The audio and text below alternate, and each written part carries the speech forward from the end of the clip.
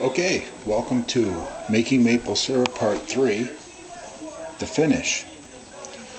Okay, as you saw earlier today, we boiled off our sap, and we're down to maple syrup now. Got my thermometer here.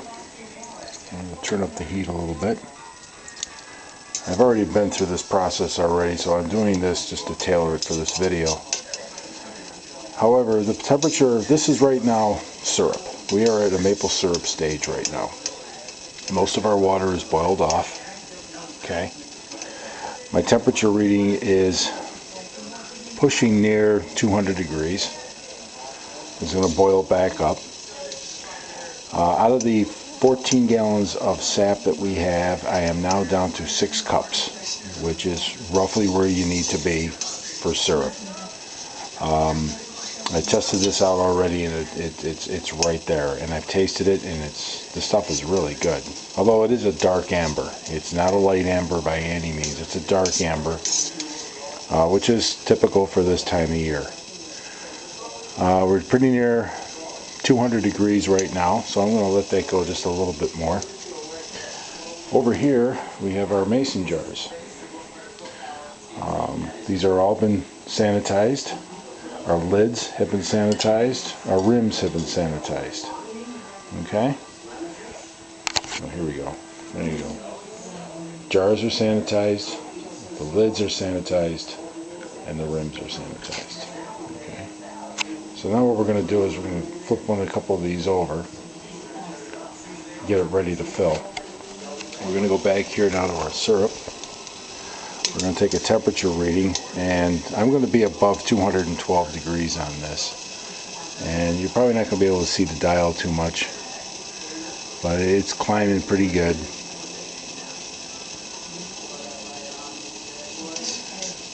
I'm getting near the boiling point. 219, this would be like absolute syrup, but it's okay to have a little bit of water in it. If you had a hydrometer, most states, if you're going to sell this stuff, I'm using it for my own personal consumption, but if you're going to sell it, there are recommendations of specific gravity on how much water could be in this.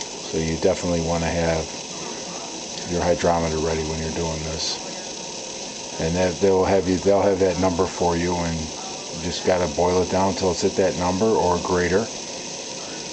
You know, you're going to have some sweet sap. And take it from there.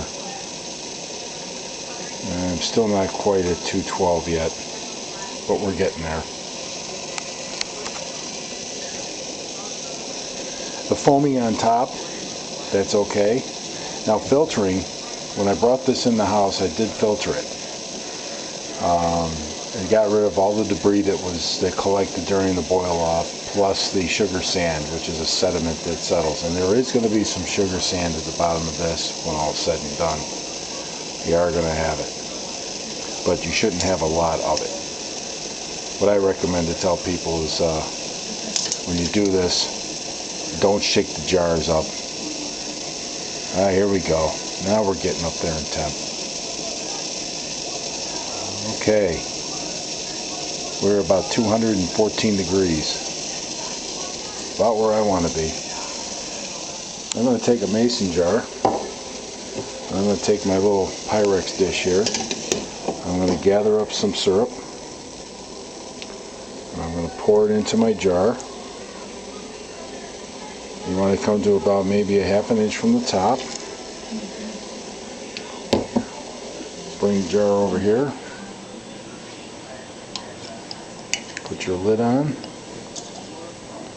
Screw it down tight. Not too tight, just snug. And you can look up at it in the light there. And look at that. Maple syrup. This is called hot packing. And what will happen is as it cools down, you should hear your lids do that snap pop kind of thing, which will let you know that you got a good seal. Okay, do one more here. Bring it over. Pop the lid on. Screw it down.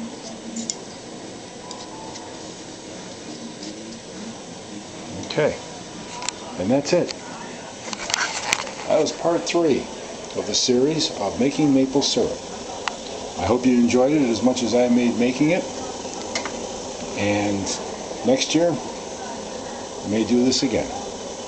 So thank you for your time, and thank you for watching. Have a good day.